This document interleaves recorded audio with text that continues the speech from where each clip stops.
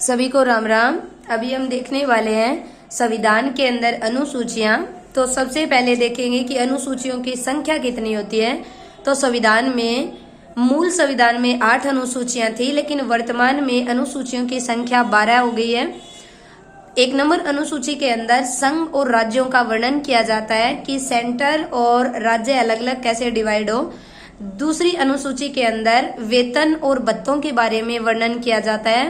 राष्ट्रपति, उपराष्ट्रपति, मंत्री परिषद, मंत्री, इन सभी के जो वेतन आते हैं वो दूसरी अनुसूची में आते हैं।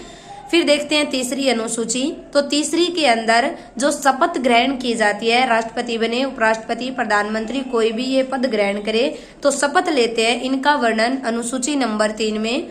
अनुसूची चौथी के अंदर प्रतिनिधित्व के बारे में बताया गया कि व्यक्ति का जो पद के ऊपर होता है वहां पर प्रतिनिधित्व कैसे निभाए, क्या क्या प्रतिनिधित्व होता है। 5वीं अनुसूची के अंदर अनुसूचित जाति और जनजातियों के बारे में वर्णन किया जाता है।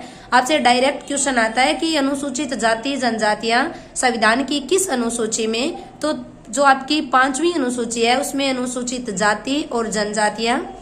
6ठी अनुसूची के अंदर 7 सिस्टर के अंदर 4 राज्यों को शामिल किया गया था, जिसमें असम, त्रिपुरा, मेघालय और मिजोरम। आपसे डायरेक्ट क्वेश्चन पूछा जाता है 6ठी अनुसूची के अंदर किन राज्यों को शामिल किया गया, तो असम, त्रिपुरा, मेघालय और मिजोरम।